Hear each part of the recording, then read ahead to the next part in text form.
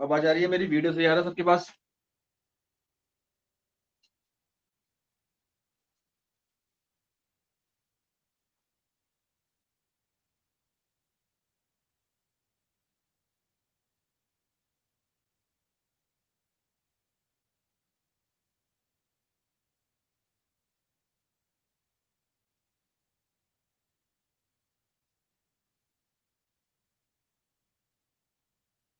Last class में इसलिए इसको चल रहा था अपना।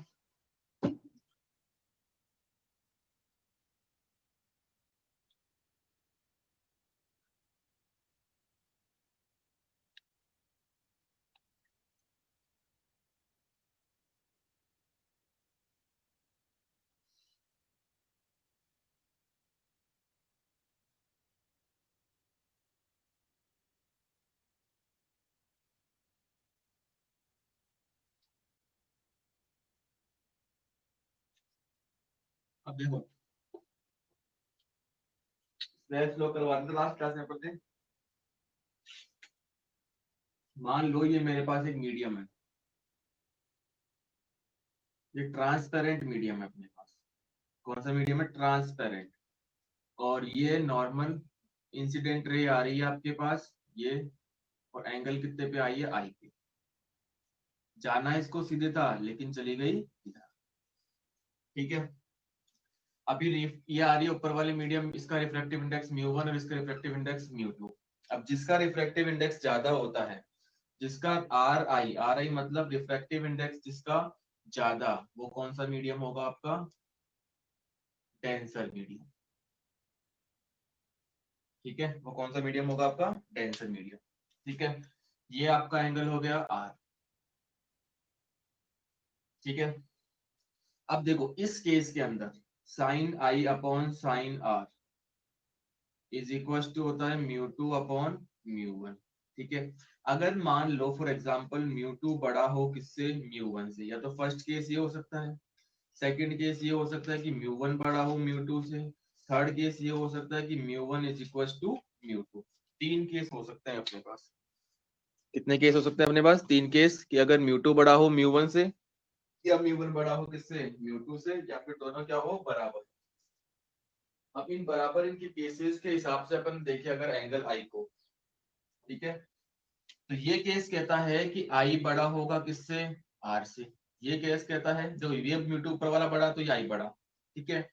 अगर म्यू 1 बड़ा है, नीचे वाला बड़ा है, तो आर बड़ा होगा किससे? आई से। अगर दोनों बराबर हो गए तो आर इज इक्वल टू आई। ठीक है। ये तीन केस हो गए।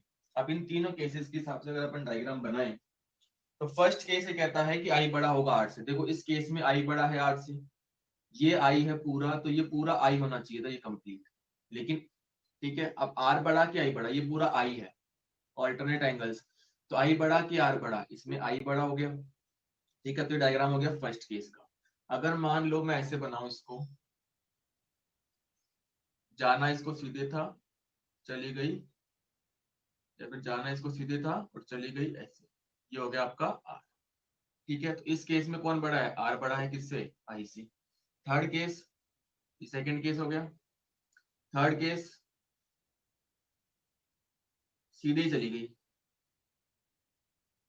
यानी इसमें हो गया आई इज इक्वल टू ये म्यू 1 म्यू 2, ये म्यू 1 और ये। ठीक है। इन तीनों केसेस के हिसाब से मैंने तीन डायग्राम डिसाइड कर दिए, 1 2 एंड 3। ठीक है, फर्स्ट सेकंड और थर्ड, तीन डायग्राम बना दिए मैंने इसके हिसाब से। इन तीनों डायग्रामों में कोई प्रॉब्लम? अब इनके बारे में कंक्लूजन देखेंगे आगे अपन कि कैसे क्या करना है।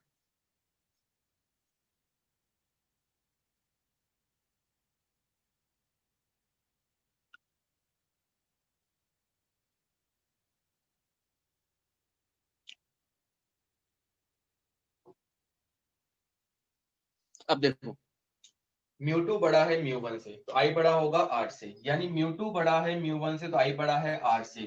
तो ये तो हो गई मेरी इंसिडेंट रे,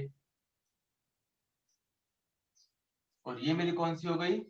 रिफ्रैक्टेड रे, नॉट रिफ्लेक्टेड, रिफ्रैक्टेड। ठीक है। अब फर्स्ट केस को अगर मैं गौर से देखता हूं, तो रिफ्रैक्टेड रे जो हो रही है वो बैंड हो रही है टुवर्ड्स नॉर्मल, यानी इसमें रिफ्रैक्टेड रे बैंड्स टुवर्ड्स नॉर्मल।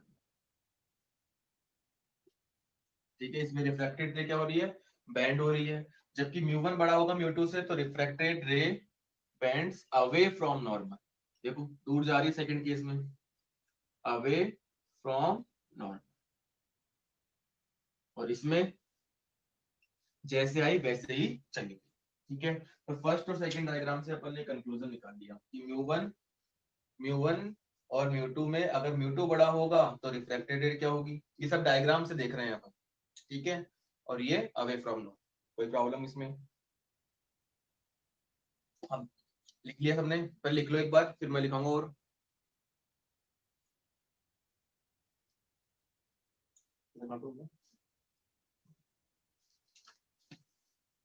कॉम्बिनेशन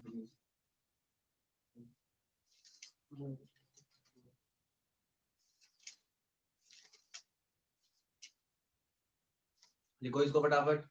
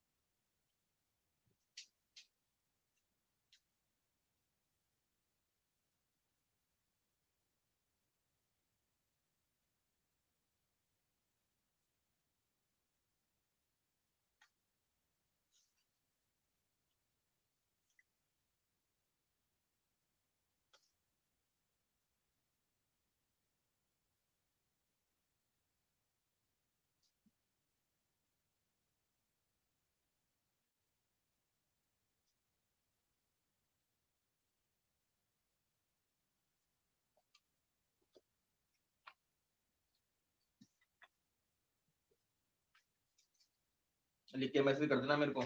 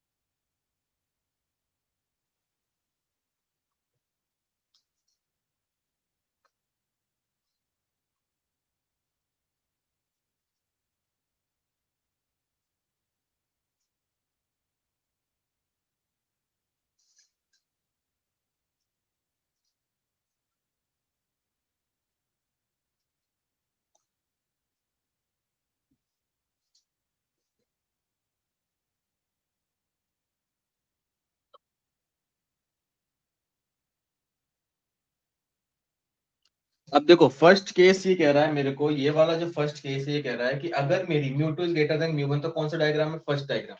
ठीक है, म्यू 2 बड़ा है म्यू 1 से, अगर ये म्यू 2 बड़ा है म्यू 1 से, तो म्यू 2 इज डेंसर मीडियम, और म्यू 1 कौन सा है आपका, रेयर मीडियम। ठीक है, अब देखो यहीं से तुम बता सकते हो, तुम 10th क्लास में रट के आते हो कि अगर मेरी इंसिडेंट रे रेयर मीडियम से डेंसर मीडियम में जाएगी, इंसिडेंट रे रेयर मीडियम से अगर डेंसर मीडियम में जाएगी, तो रिफ्रैक्टेड रे क्या होगी, बैंड्स होगी टुवर्ड्स नॉर्मल। ठीक है, सेकंड केस से कहता है कि mu 1 is greater then mu 2, यानी यहाँ पे म्यू 1 बड़ा है, इस केस में म्यू 1 बड़ा है, तो म्यू 1 इज डेंसर मीडियम और म्यू 2 इज रेयर मीडियम। ठीक है, तो सेकंड केस ये कहता है कि अगर मेरी रे डेंसर से रेयर में जाएगी, डेंसर से रेयर में जाएगी, तो रिफ्रैक्टेड रे बेंड होगी अवे फ्रॉम नॉर्मल, ये नॉर्मल से क्या चली जाएगी, दूर चली जाएगी। अगर दोनों मीडियम सेम है तो जैसे आई है वैसे ही चली जाएगी। तो फर्स्ट और सेकंड पॉइंट से अपन को दो नोट पता चले जो अपन 10th क्लास में लिख के आते हैं। ठीक है, अपन नोट क्या क्या है लिख लोगे या बताऊं मैं? If incident ray If incident ray first case, if incident ray from moves from rare to denser medium, then it bends towards normal. If incident ray moves from denser to rare, then it bends away from the normal. ठीक है, दो case है। ये लिखो अपनी copy में note डाल के, स्पेशल नोट।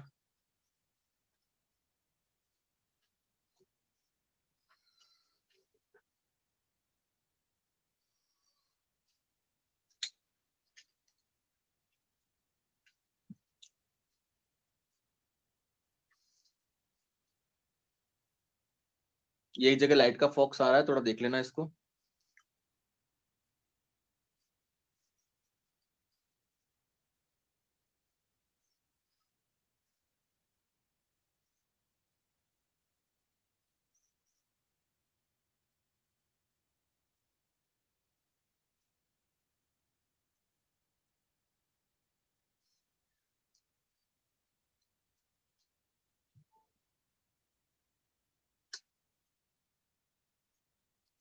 लिख लिया सबने?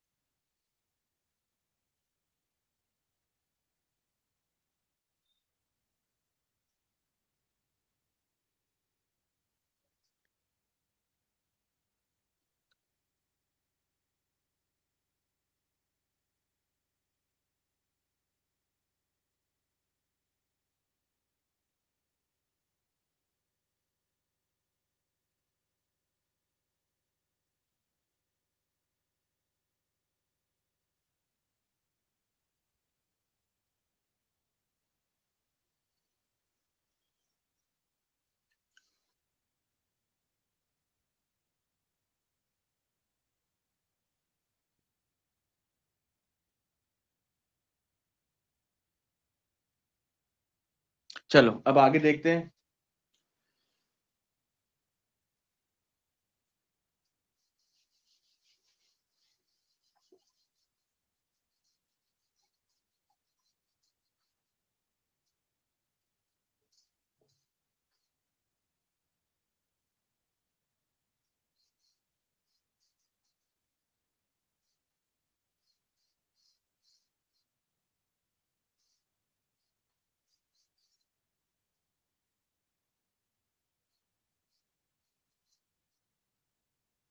अब देखो नेक्स्ट जो केस है, नेक्स्ट टॉपिक जो है अपना, वो है TIR, very important, total internal reflection, TIR।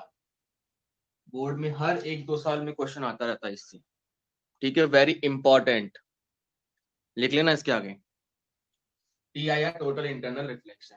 देखो टोटल इंटरनल रिफ्लेक्शन का मतलब क्या होता है, देखो पहले समझते हैं अपन।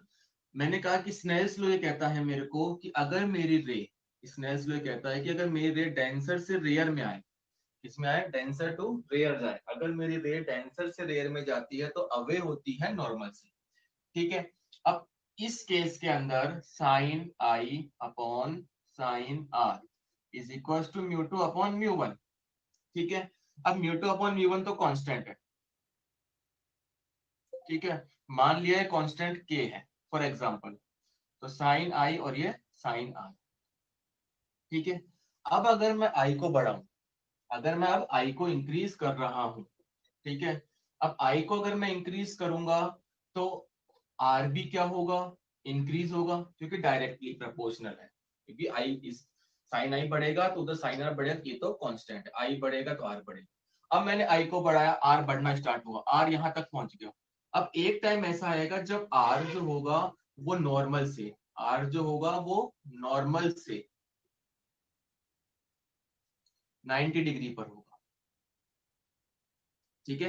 यानी ये जो आर है 90 डिग्री पे हो गया, मतलब आई को बढ़ा रहा हूं तो आर भी बढ़ रहा है, तो ये आर इतना हो गया आई को बढ़ाते बढ़ाते कि आर 90 डिग्री पे हो गया, मतलब ये जो रे थी वो कैसे हो गई, ऐसी हो गई। ये जो रे थी वो कैसे हो गई, ऐसे हो गई, यानी कि नॉर्मल से 90 डिग्री हो गई, या फिर मैं कह सकता हूं रिफ्रैक्टेड जो रे है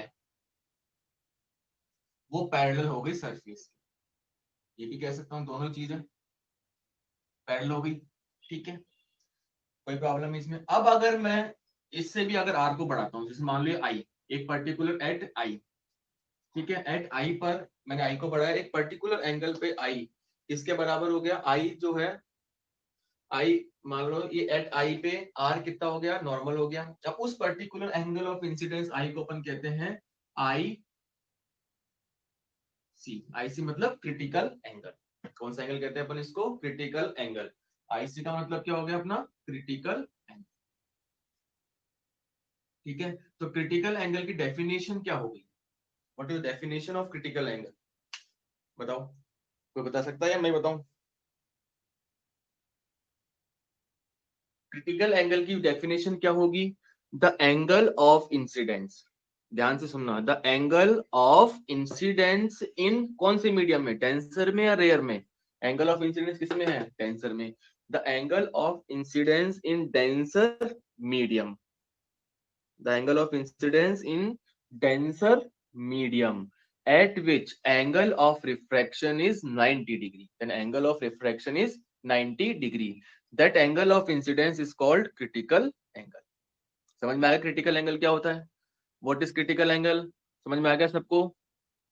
the angle of incidence in denser medium, the angle of incidence in denser medium, in denser medium at which angle of refraction is 90 degree। ठीक है, तो ये हो गया आपका एंगल ऑफ इंसिडेंस बराबर हो गया किसके, क्रिटिकल एंगल के। समझ में आ गया क्रिटिकल एंगल, इसकी डेफिनेशन लिखो, द एंगल ऑफ इंसिडेंस, लिखो क्रिटिकल एंगल की, the angle of incidence in denser medium, in denser medium at which angle of refraction, at which angle of refraction is 90 degree।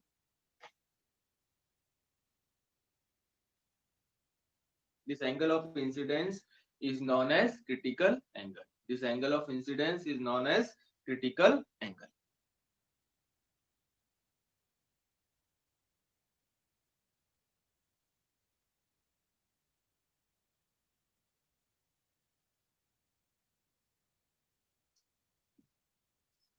The angle of incidence is known as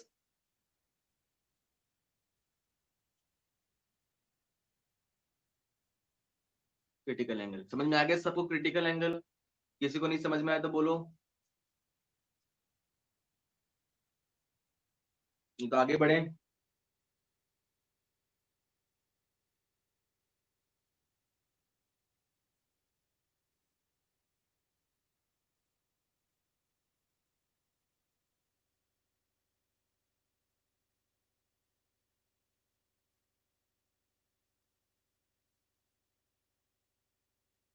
अगर मैं angle आई, अगर मेरी rate tensor से rare में जा रही है तो मैं आई को इंक्रीज करूंगा तो आर भी क्या होगा, इंक्रीज होगा। और मैंने आई को इतना इंक्रीज कर दिया कि आर कितना हो गया, 90 डिग्री, 90 डिग्री हो गया, तो उस टाइम जो एंगल ऑफ इंसिडेंस होगा वो मेरा क्या होगा, क्रिटिकल एंगल। अभिषेक समझ में आ गया, अभिषेक सैनी।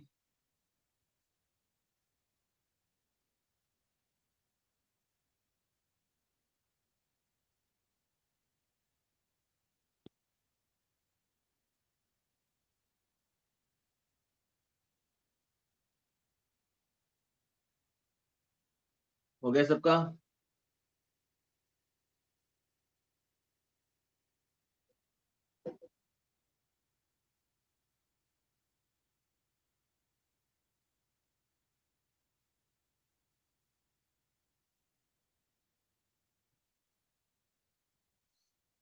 चलो अब देखो, ये तो हो गया क्रिटिकल एंगल। अब मैं अगर और आगे बढ़ाता हूँ, ठीक है, अगर मैंने आई को आईसी से बढ़ाया, ठीक है, पहले मैंने आई को बढ़ाया, फिर ये क्या हुआ, आई किसके बराबर हो गया, आईसी के, फिर अब मैं आई को बढ़ा रहा हूँ, फिर मैं आई को बढ़ा रहा हूँ, ठीक है, जब मैं आई को आईसी से बढ़ाया तो आर कितना हो गया, 90 डिग्री। जब मैं आई को और बढ़ाऊंगा तो R is greater than 90 degree या फिर R is less than 90 degree. दो केस में से कौन सा केस होगा, फर्स्ट और सेकंड, कमेंट करो दे कौन सा केस होगा। कि अगर मैंने पहले, मेरे पास आई था, इस डायग्राम के अकॉर्डिंग समझना कि मैंने बढ़ाया, आई आईसी के बराबर हो गया 90 डिग्री, अब मैं फिर और आई को बढ़ा रहा हूँ, then if we increase I then what is the angle of refraction is greater than 90 or less than 90, angle of refraction is greater than 90 or less than 90।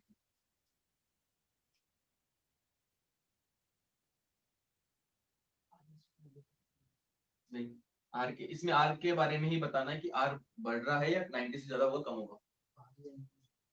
हाँ वो एंगल बताना है तुम्हें, बढ़ेगा या कम होगा।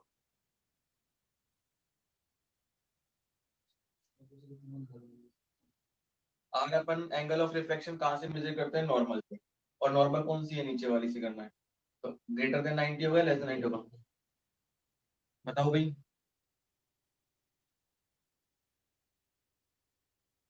ग्रेटर देन 90 होगा क्या, या लेस देन 90 होगा।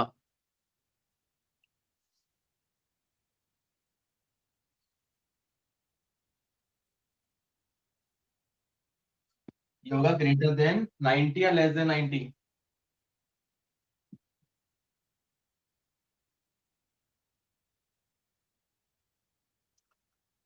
ग्रेटर देन 90 डिग्री होगा, क्योंकि मैं आई को बढ़ाऊंगा तो आर भी बढ़ेगा, तो ग्रेटर देन 90 डिग्री हो जाएगा। ठीक है, इसका मतलब क्या हुआ, ग्रेटर देन 90 हो गया तो इसका मतलब क्या हुआ, रे बाहर निकल गई, रे बाहर निकल गई। ये तो जादू हो गया भाई। अपने पास ट्रांसपेरेंट मीडियम था, अपने पास ट्रांसपेरेंट मीडियम था, उससे रे आई और वापस चली गई। मतलब ये बॉडी, ये जो ट्रांसपेरेंट मीडियम था, ये किसकी तरह काम करने लग गई, मिरर की तरह। किसकी तरह काम करने लग गई, मिरर की तरह। ठीक है, ये जादू हो गया कि विदाउट मिरर अपन ने मिरर की प्रॉपर्टीज निकाल दी। ठीक है, अब चलो मान ली कि बाहर निकल गई रे।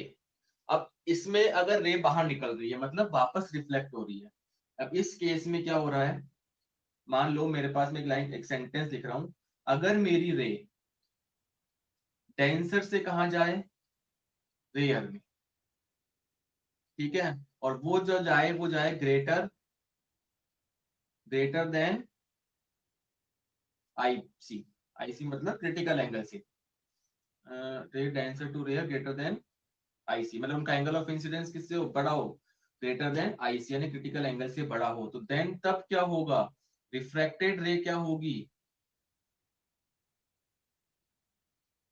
रिफ्लेक्टेड रे के साथ क्या होगा, देन रिफ्लेक्टेड रे क्या होगी, वापस किस में चल जाएगी, उसी मीडियम में जिस मीडियम से वो आई थी। देन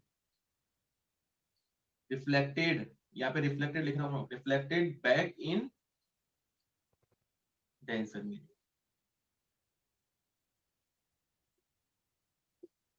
ये लाइन समझ में आई।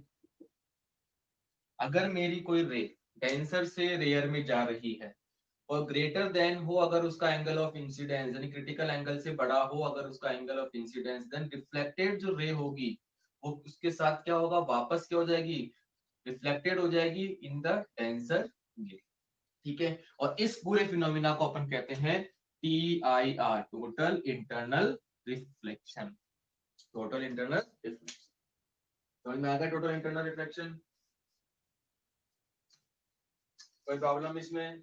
तो अगर मान लो एग्जाम में क्वेश्चन क्या क्या आ सकते हैं यहाँ से, what is critical angle, critical angle की डेफिनेशन आप लिख चुके हो कि क्रिटिकल एंगल क्या होता है, कैसे काम करता है, क्रिटिकल एंगल के बारे में अपन अच्छे से देख चुके हैं। ठीक है, और what is TIR, what is TIR, total internal reflection. ठीक है, अब टोटल इंटरनल TIR के अंदर अगर मान लो मैंने पूछ लिया कि टोटल इंटरनल रिफ्लेक्शन है, ठीक है, रिफ्लेक्शन का ध्यान रखना है, रिफ्लेक्ट हो रही है बैक से, रिफ्लेक्शन है ये, TIR मतलब टोटल इंटरनल रिफ्लेक्शन। अब रे रिफ्लेक्ट हो रही है, मेरे से पूछ लिया कि व्हाट इज TIR, तो TIR में मैं क्या बताऊंगा कि अगर if angle of incidence is greater than critical angle, then ray moves from rare to, so denser to rare medium, and then it reflected back into the same medium as a denser medium. This phenomena is known as total internal reflection. समझ में आ गया, क्या statement लिखाऊं या फिर लिख लोगे, TIR का statement लिखाऊं या लिख लोगे, पहले तो ये बताओ TIR समझ में आ गया क्या सबको, टोटल इंटरनल रिफ्लेक्शन समझ में आ गया क्या।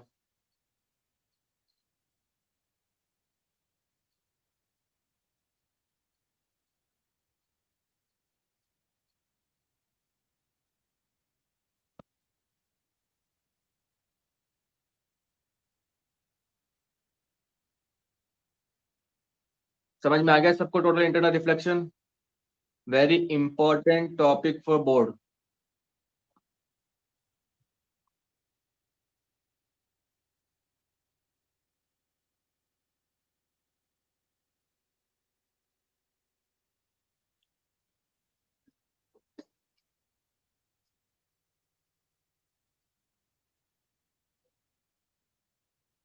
लिखो, चलो इसका लिखो, स्टेटमेंट लिखो, लिखो T I are, critical angle का लिख लिया है, अब लिखो T I are.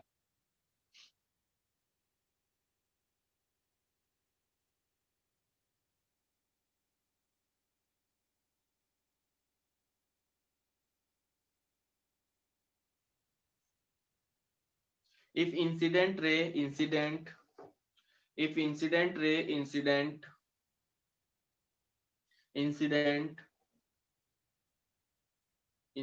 from denser to rare medium, from denser to rare medium, from denser to rare medium at an angle of incidence, at an angle of incidence, at an angle of incidence which is greater than, which is greater than, which is greater than critical angle, which is greater than critical angle, which is greater than critical angle, then refracted ray, then refracted ray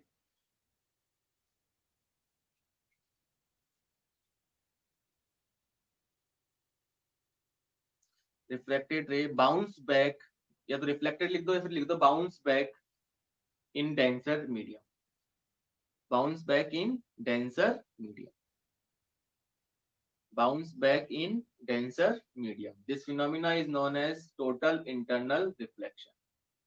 This phenomena is known as total internal. This phenomena is known as total internal reflection. This phenomena is known as total internal reflection. Reflection.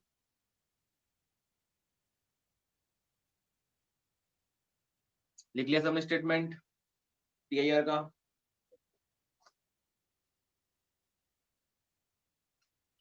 लिख लिया सबने?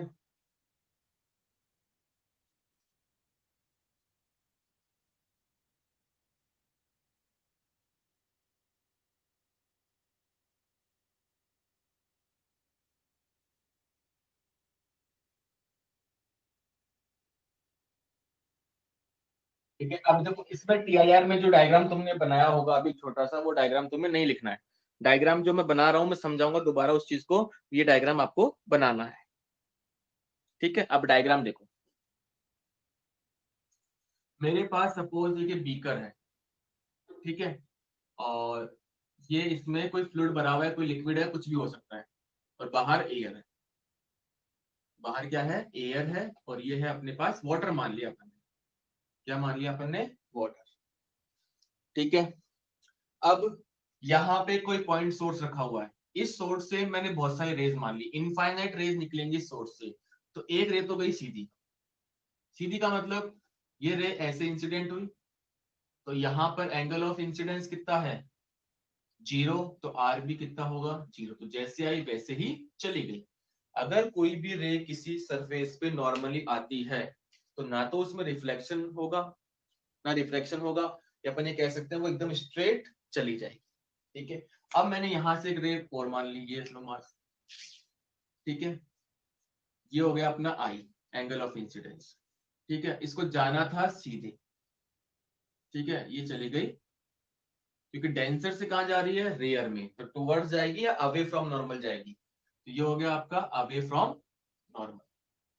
देख लो, इस पहले वाले diagram में भी अपन ने रेयर मीडियम से आर लिया था, क्योंकि यहाँ पे रिफ्रैक्शन होता है, यहाँ पे नहीं होता, तो एंगल ऑफ इंसिडेंस हो गया, तो रिफ्रैक्शन यहाँ होगा, तो अपन ने एंगल यहाँ से मेजर किया। ठीक है, ये हो गया आर। अब मैंने आई को और बढ़ाया, और अब मैंने कह दिया कि यहाँ पे जो आई है वो किसके इक्वल्स टू है? क्रिटिकल एंगल के। तो अब रे के साथ क्या होगा? पैरेलल हो जाएगी। ठीक है, अब मैं और बढ़ा रहा हूं। ठीक है, और बढ़ाया तो यहाँ पे मेरा एंगल हो गया आई। अब इस केस में आई इज ग्रेटर देन क्या है? आई सी। तो वापस क्या हो गई? रिफ्लेक्टेड बैक हो गई, बाउंस बैक हो गई इन डेंसर मीडियम।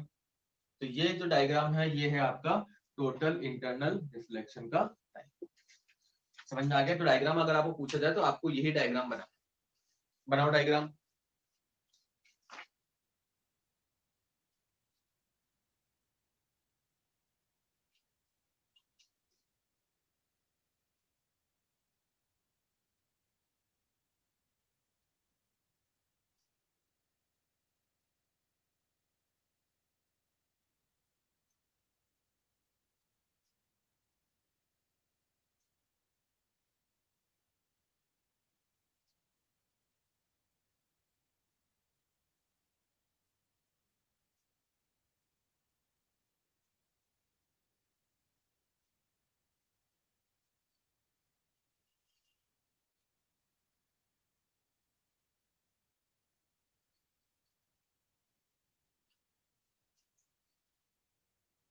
बना ली डायग्राम?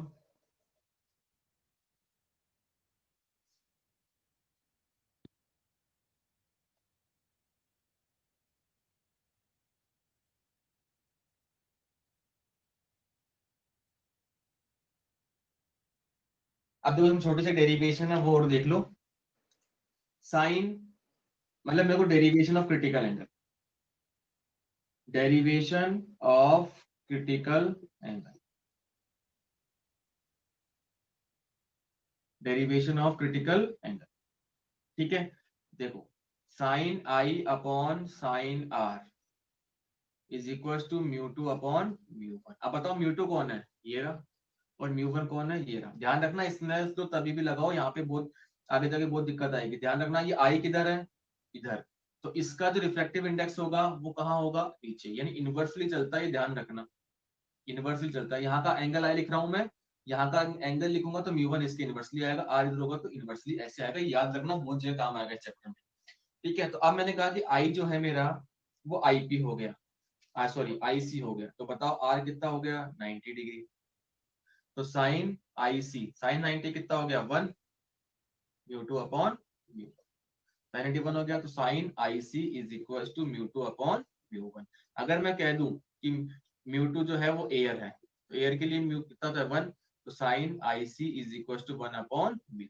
ये फॉर्मूला कंडीशनल फॉर्मूला है, ये फॉर्मूला क्या है, कंडीशनल फॉर्मूला है। सब जगह बुक में ये दिया होता है, लेकिन कंडीशनल फॉर्मूला है। कंडीशनल क्यों फॉर्मूला है, क्योंकि मैंने इसमें एयर मान लिया है आउटर मीडियम को। अब जरूरी नहीं कि एयर हो, और भी कोई मीडियम हो सकता है, लेकिन इससे कम डेंस रहेगा वो, इससे कम डेंस रहेगा वो, ठीक है। तो ये फॉर्मूला कंडीशनल है, आपको तो फॉर्मूला ये याद रखना है। अब एयर आ जाए तो म्यू टू को 1 रख देना, ठीक है। आईसी की तरफ है म्यू वन, ध्यान रखना इनवर्सली, और दूसरा मीडियम क्या है, तो डेरिवेशन हो गई ऑफ क्रिटिकल। समझ में आ गया सबको? अब यहाँ तक बताओ तो किसको समझ में नहीं आया? आज का टॉपिक वेरी इंपॉर्टेंट, बोर्ड के लिए तो है यार, बहुत वेरी इंपॉर्टेंट।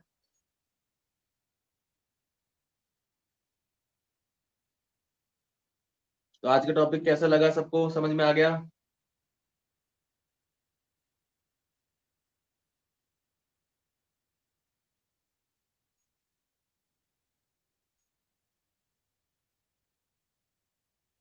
जिसको भी समझ में नहीं आया पूछ सकता है मेरे से।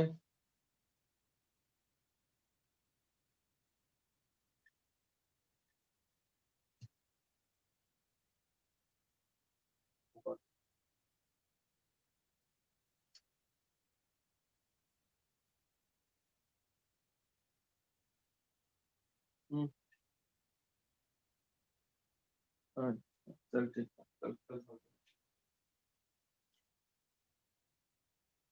कल समझना, कल समझना।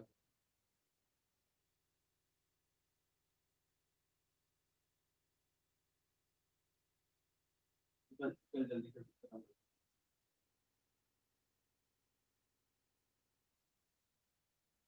हाँ निशा, डायग्राम में क्या प्रॉब्लम है?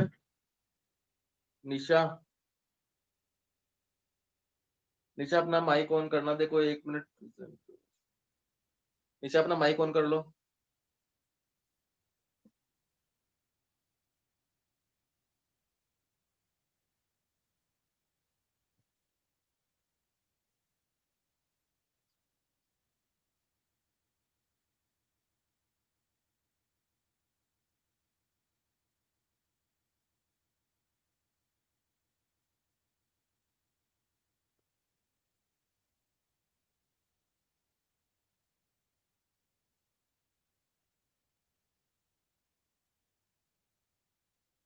जैसे डायग्राम समझाना है, क्या समझाना है?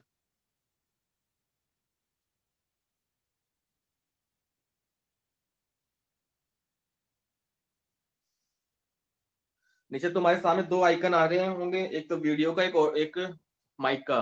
तो माइक वाला ऑन कर लो ना।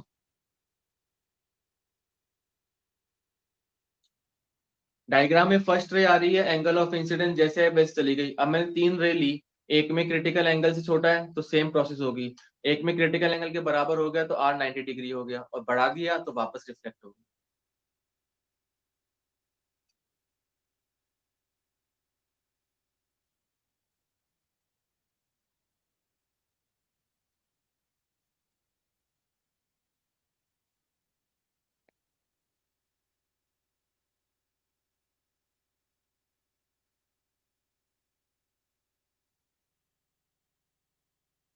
सिमरन अपना माइक ऑन करो।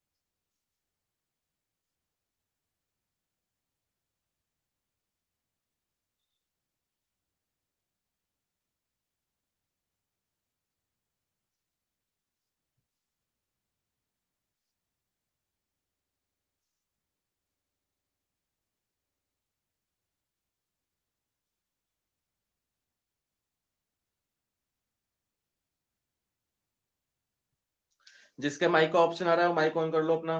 मेरे को एक क्वेश्चन पूछना है, तुमसे पूछूंगा मैं।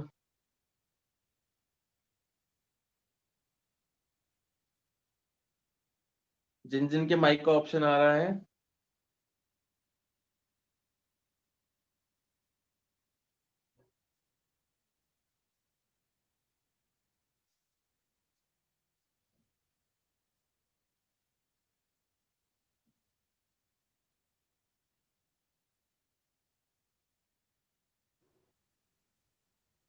यस अभिषेक ऑन करो अपना mic. Yes sir, good morning sir. Good morning Abhishek, Lalit.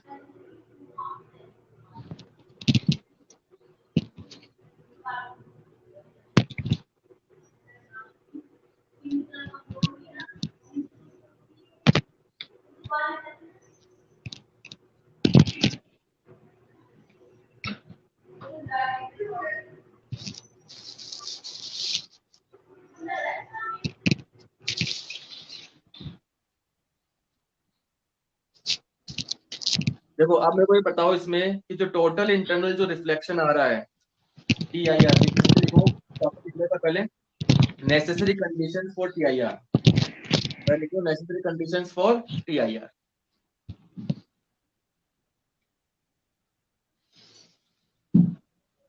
Necessary conditions for T I are.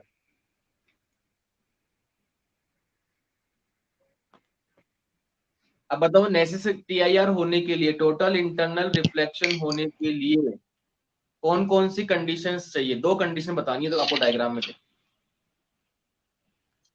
दो कंडीशंस बतानी है।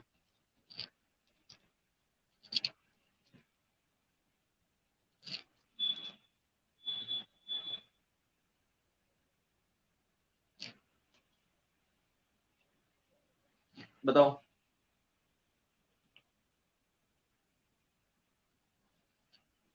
अभिषेक, ललित, बताओ बेटा।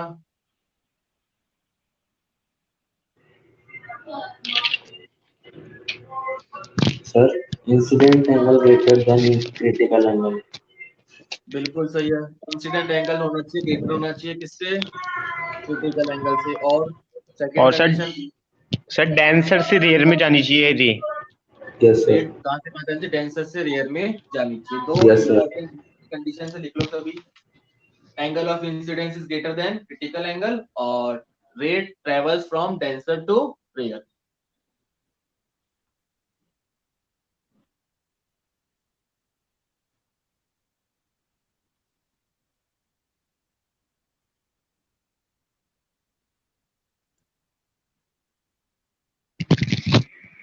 लिया समझे? चलो अब आगे नेक्स्ट क्लास अपन डिस्कशन करेंगे।